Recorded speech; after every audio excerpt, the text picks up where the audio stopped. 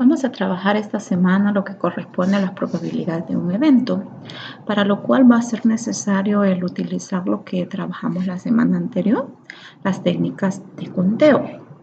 Antes de comenzar las probabilidades, vamos a definir qué es una probabilidad. La probabilidad es posibilidad o no que ocurra un acontecimiento, es decir, puede ocurrir o no puede ocurrir. Un poquito de teoría, por decirlo así.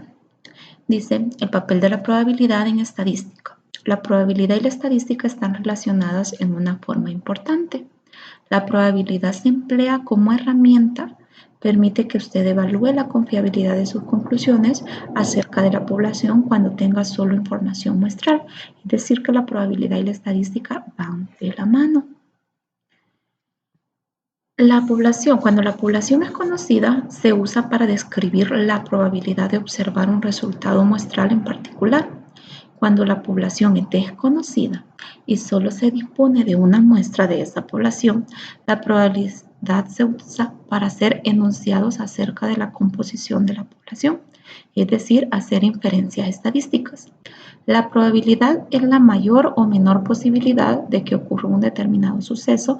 En otras palabras, su noción viene de la necesidad de medir o determinar cuantitativamente la certeza o duda de que un suceso dado ocurra o no.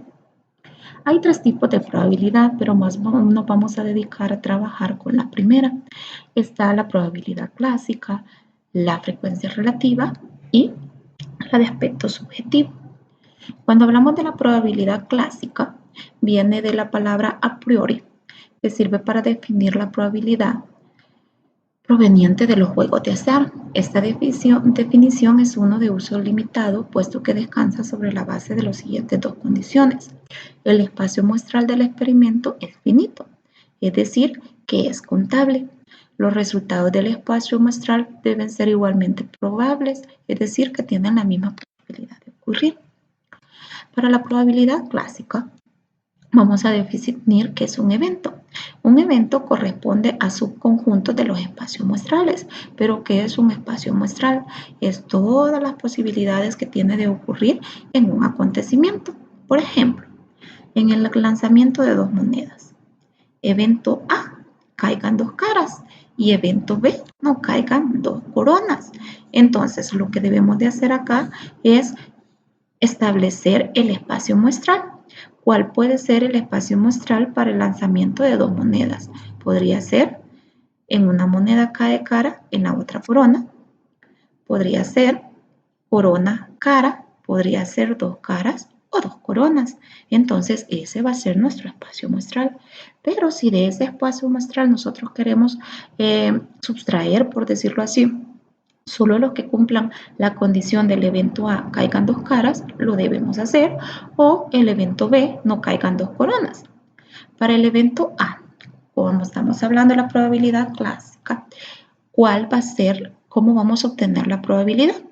Casos favorables para el suceso E, entre casos igualmente probables. Dentro de este evento E puede haber diferentes clasificaciones.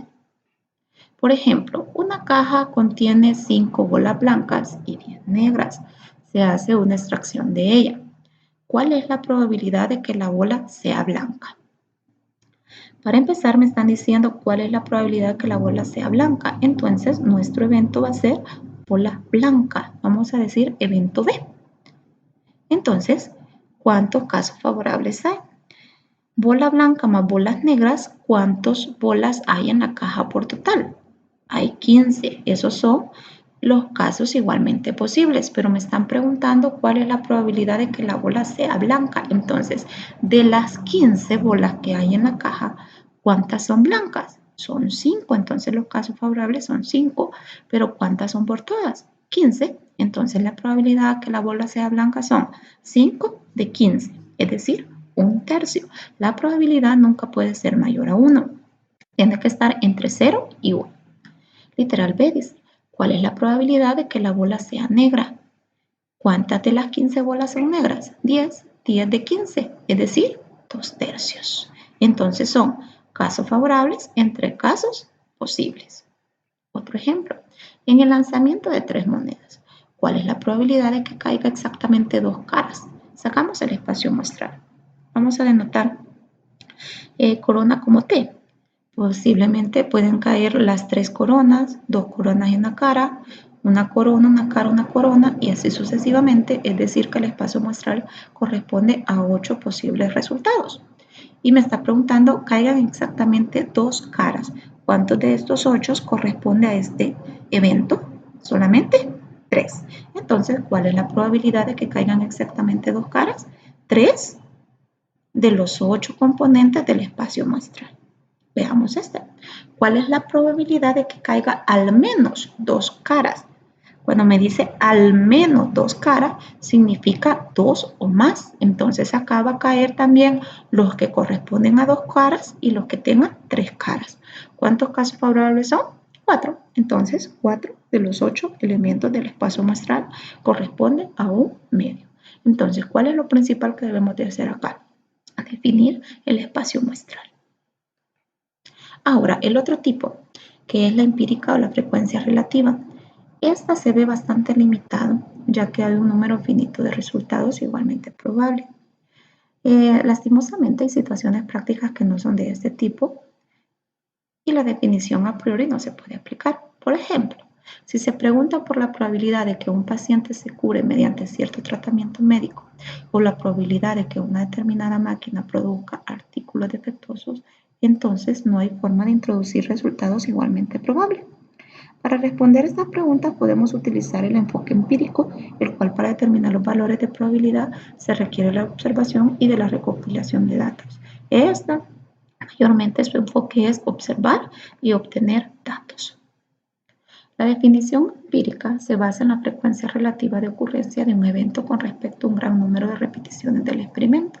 En otras palabras, la definición empírica se basa en el número de veces que ocurrió el evento entre el número total de repeticiones del experimento. También se le denomina a posteriori, ya que el resultado se obtiene después de realizar el experimento en un cierto número grande de veces. Entonces, este tipo de probabilidad no es muy utilizable ya que se necesita demasiado tiempo para obtener resultados. El otro tipo de probabilidad es la definición subjetiva. Esta definición tiene una gran diferencia entre los dos, entre la clásica y la anterior, debido a que tanto el enfoque clásico como el de frecuencia relativa produce valores objetivos de probabilidad. En cambio, este se basa en un grado de confianza que una persona tiene en que ocurra un evento, teniendo en cuenta la evidencia que tiene disponible. Este se fundamenta en intuición, opinión, creencias personales y otra información que a veces no es relevante. Está sujeto a un juicio personal. El enfoque subjetivo no depende de la repetitividad de ningún evento y permite calcular la probabilidad de sucesos únicos. Por ejemplo, ¿cuál es la probabilidad de que un edificio colapse ante un terremoto? Este evento puede que ocurra o que nunca ocurra, pero es lógico pensar que no podemos repetir 2 terremotos, un número grande de veces y contar el número de veces que el edificio colapsa para calcular esa probabilidad. Sin embargo, un especialista en el área puede asignar una probabilidad basada en su juicio de toda la información relevante a la que pueda tener acceso. Ahora, hay diferentes relaciones de eventos y reglas de probabilidad. Hay veces en que el evento de interés se puede formar con una combinación de algunos otros eventos, sean A y B, 2 eventos definidos en el espacio muestral S. Hay 3 relaciones importantes. Está la unión de los eventos A y B, que se denota A, U, B, A unido a B. Es el evento en que ocurre A o B, o ambos. Puede ocurrir uno, puede ocurrir el otro, o los dos juntos.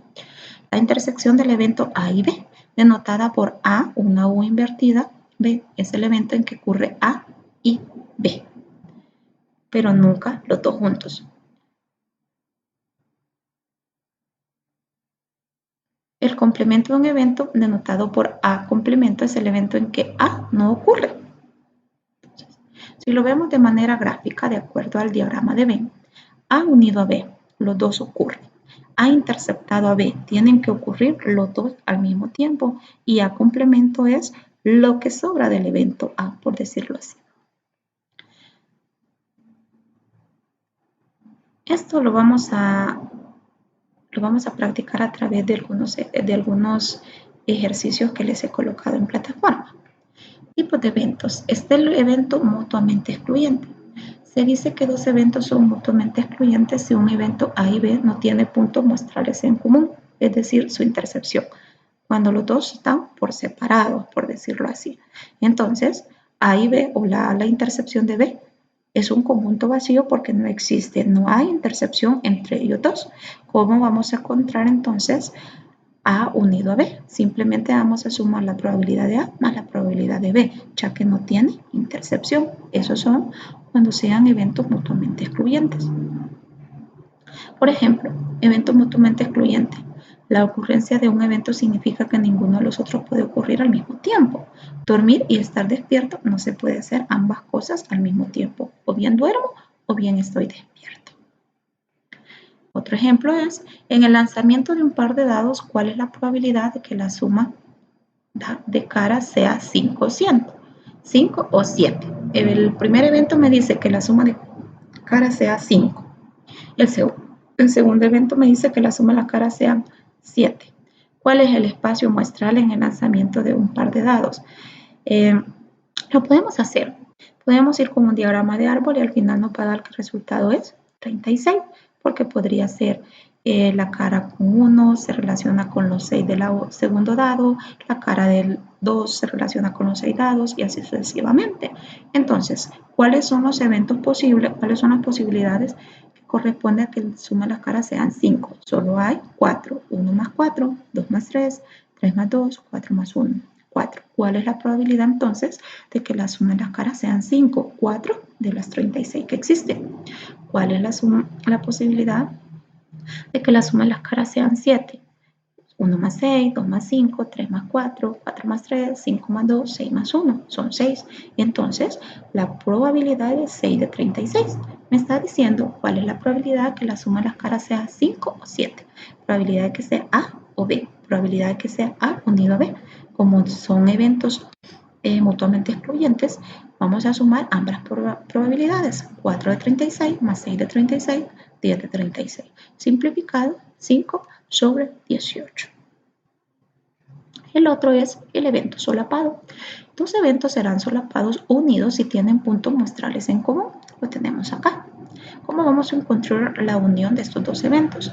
Vamos a sumar las dos probabilidades por separados, pero le vamos a restar la intercepción. Por ejemplo, en el juego de un dado usted gana $100 y cae cifra par o divisible por 3. ¿Cuál es la probabilidad de ganar? En el juego de un dado, ¿cuál es el espacio muestral? El dado solamente tiene 6 caras. Si hablamos de un dado de 6 caras, tiene 6 caras. Entonces, como nos habla de dos eventos, si cae cifra par, ¿cuáles de estas 6 caras corresponden a cifra par? Solo puede ser 2, 4 y 6. Entonces, la probabilidad para el evento A, 3 sextos. O bien un medio ya simplificado. El evento B cae cifra divisible por 3. ¿Quiénes de esos son divisibles entre 3? Solo es 3 y 6. 2 de 6, es decir, un tercio.